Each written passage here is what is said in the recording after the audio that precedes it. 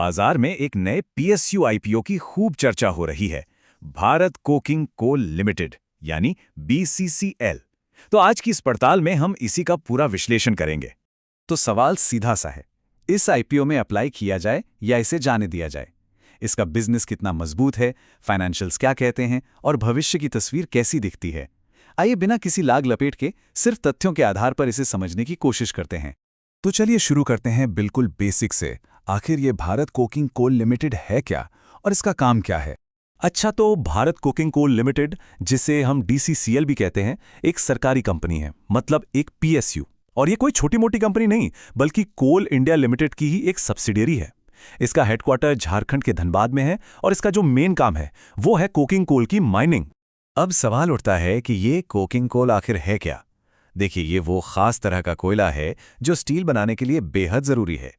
इसे ऐसे समझ सकते हैं कि जैसे शरीर के लिए रीढ़ की हड्डी, वैसे ही स्टील इंडस्ट्री के लिए कोकिंग कोल। मतलब इसके बिना स्टील नहीं बन सकता और स्टील के बिना देश का इंफ्रास्ट्रक्चर नहीं बन सकता। तो देखिए पूरी चेन कैसे काम करती है। बीसीसीएल कोयला निकालता है, उस कोयले का इस्तेमाल स्टील बनाने में होता है और फिर वही स्टील देश भर में बन रहे बड़े बड़े इंफ्रास्ट्रक्चर प्रोजेक्ट्स की नींव बनता है। तो मतलब ये देश की इकोनॉमी के लिए कितना स्ट्रेटेजिक, कितना अहम है, ये साफ दिखता है। चलिए अब जरा और गहराई में उतरते हैं और देखते हैं कि कंपनी का बिजनेस मॉडल आखिर है क्या, पैसा आता कहां से है। बीसीसीएल का बिजनेस मॉडल देखा जाए तो काफी सीधा साधा है।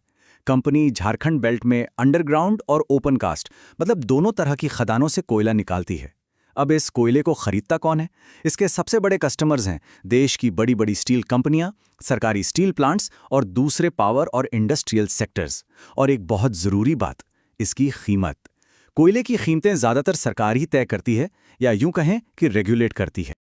और यहीं पर ना एक बहुत दिलचस्प बात सामने आती है। ये जो सरकारी प्राइसिंग है, ये एक तरह से दोधारी तलवार है। कैसे?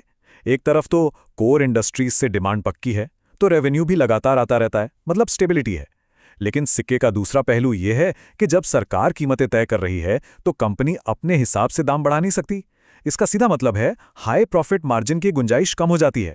तो बिजनेस तो समझ लिया, अब आते हैं उस हिस्से पर जो किसी भी इन्वेस्टमेंट डिसीजन के लिए सबसे जरूरी होता है, कंपनी के फाइनेंशियल्स।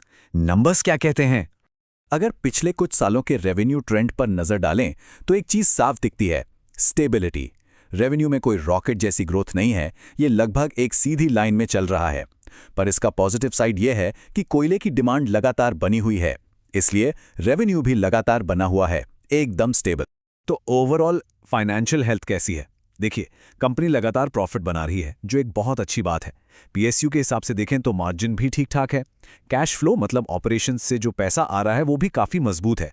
और कर्ज, वो भी मॉडरेट लेवल पर है, जिसे आसानी से मैनेज किया जा सकता है। ऊपर से पीएसयू का टैग है, तो फंडिंग का रिस्क भी कम ही रहता है। तो कुल मिलाकर कहानी ये है कि कंपनी फाइनेंशियली स्टेबल है, इसमें कोई शक नहीं। लेकिन इसमें कोई तूफानी ग्रोथ की उम्मीद करना सही नहीं होगा। ये slow and steady wins the race वाली कहानी है, कोई 100 मीटर की स्प्रिंट नहीं। ठीक है, तो बिजनेस समझ लिया, नंबर्स देख लिए। अब बारी है दोनों पहलुओं को एक साथ तौलने की। कंपनी की ताकतें क्या हैं और इसके सामने रिस्क यानी कि कमजोरियां क्या क्या हैं। अगर हम एक बैलेंस व्यू लें तो देखिए, एक तरफ ताकतें हैं। सबसे बड़ी ताकत है सरकारी होना, मतलब पीएसयू और कोल इंडिया का हाथ सिर पर है। कोकिंग कोल में इसकी पोजीशन लगभग मोनोपोली जैसी है और स्टील सेक्टर से डिमांड हमेशा बनी रहती है। लेकिन दूसरी तरफ बड़े रिस्क भी हैं, जैसे पूरी दुनिया में कोयले को लेकर जो एनवायरमेंटल प्रेशर है वो एक बड़ा खतरा है। फिर ग्रीन एनर्जी की तरफ जो शिफ्ट हो रहा है वो लॉन्ग टर्म में इसके लिए चुनौती बन सकता है। और जैसा हमने पहले बात की, कीमतें खुद तय न कर पाना भी एक कमजोरी है। और ये एक लाइन इस पूरी कहानी का सार है। यह एक स्टेबल पीएसयू प्ले है, कोई हाई ग्रोथ स्टार्टअप आईपीओ नहीं। मतलब इससे उम्मीदें क्या रखनी है, ये समझना बहुत जरूरी है।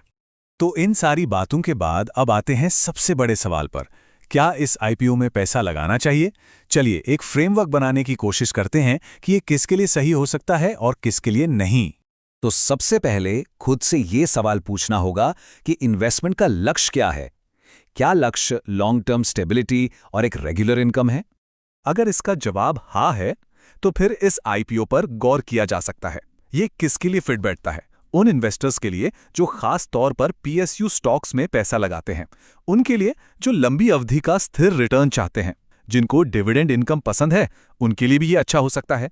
या फिर कोई अपने पोर्टफोलियो को डाइवर्सिफाई करने के लिए एक कम रिस्क वाला एसेट जोड़ना चाहता है, तो ये एक ऑप्शन हो सकता है।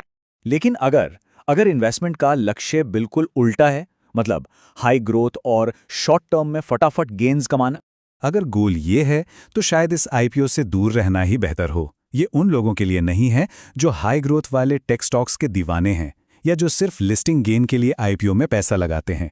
और हाँ, अगर कोई अपना पोर्टफोलियो ग्रीन एनर्जी थीम पर बना रहा है तो जाहिर है ये कोयला कंपनी उस पोर्टफोलियो में फिट नहीं बैठेगी। तो आखिर में निचोड़ क्या है? फैसला बहुत साफ है। BCCL IPO ये स्टेबिलिटी पर खेला गया एक दांव है, विस्फोटक ग्रोथ पर नहीं। इसमें एक PSU का सेफ्टी नेट तो है, लेकिन इससे कोई मल्टी बैगर या असाधारण रिटर्न की उम्मीद रखना बेमानी होगा। और अंत में एक सवाल जो सोचने पर मजबूर करता है। आज की इस तेजी से बदलती दुनिया में जहां सब कुछ अनिश्चित है, क्या गारंटी वाली स्टेबिलिटी ही अपने आप में सबसे बड़ा इनाम है? इस पर विचार जरूर करना चाहिए।